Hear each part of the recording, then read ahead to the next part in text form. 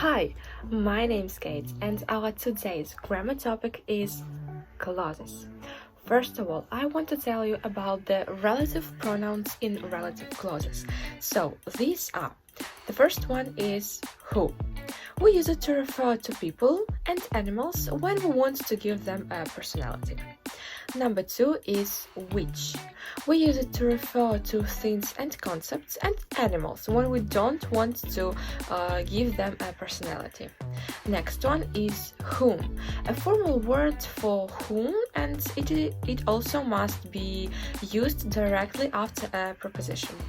Next one is that, which is a more informal word for who, which, when, where, and why. It is only used in defining relative clauses, but we will talk about them a little bit later. The next one is when, which we use to refer to time. Where, to refer to place or a situation. Why, which is often used after the word reason and only used in defining relative clauses. For example, and that's the reason why I wanted to become a vet. Next one is whose, the possessive of who and which. We can also use it after a preposition. And the last one is what, which equals the thing or things which, and is only used in defining relative clauses. For example, what I don't understand is why she didn't take her pills. Also, keep in mind that which can refer to the whole preceding clause rather than just a preceding noun.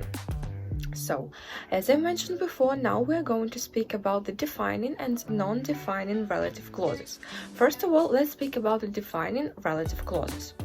These tell us which one of a group of things or people we are talking about. The sentence doesn't usually make a complete sense if we remove the relative clause.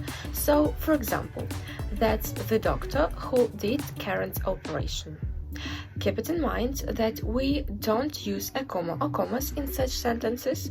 We can omit the relative pronoun if it is the object, for example, that's the doctor she saw, and also when, where, and why can be omitted. For example, I'll never forget the day I broke my arm. Also, we cannot put a number or a determiner such as some, none, much, many, before of which or of whom. The next type is non-defining relative clauses. These simply give us more information about someone or something. The sentence makes complete sense if we remove the relative clause. For example, Dr. Lake, who has been working here for over 10 years, is a very experienced doctor. Keep it in mind that we cannot use that instead of who, which, etc. Also, we must use a comma or commas in non-defining relative clauses. We cannot omit the relative pronoun, and we do not use why. Also, we cannot omit where and when. For example, Harley Street, where she was born, is famous for its clinics.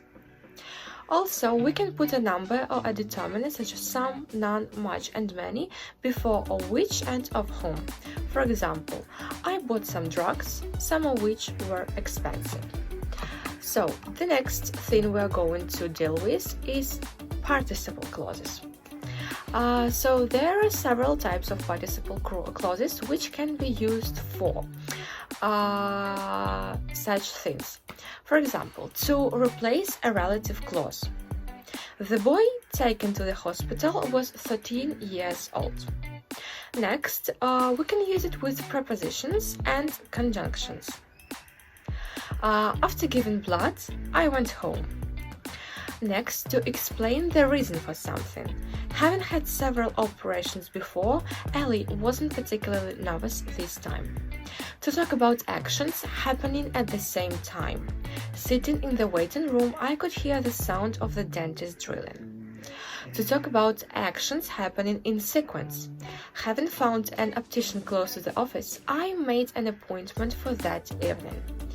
As an alternative passive form, given an aspirin, I began to feel better. And as an alternative conditional form, given the chance, I'd definitely study pharmacology.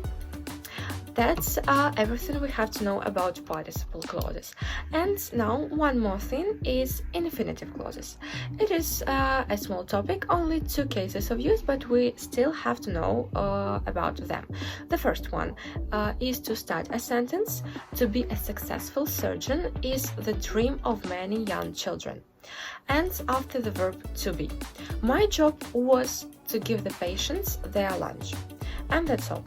Okay, the last type we're going to deal with is concession clauses.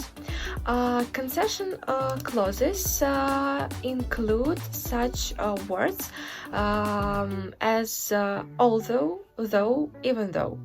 For example, Jasmine got burnt though she had put on sun cream. Next group is in spite of, despite plus noun or and an ing. Despite the sun cream, Tenzin still got burnt. Or we can say despite putting on sun cream, Tenzin got burnt. The next 2 words are while and whereas. For example, while antibiotics are effective against bacteria, they do not work against viruses. And the last words among these is however. Penicillin is a powerful antibiotic. Some people are allergic to it, however. And also there are some other phrases and structures that can be used in concession clauses. These are try as he might, however hard he might have tried, hard though he tried, hard as he tried, and much as he tried. Surely we can replace the person into any else. I recommend you keeping in mind that even if one more phrase is used to emphasize that it doesn't matter if something happens or is true, another situation remains the same. For example, even if they found a cure for cancer tomorrow, it would take several years before it was available. And even if used to suggest that something may or may not happen, whereas even though suggests that the action actually takes place. So that's all. Thank you for attention. I hope it was informative and see you next time.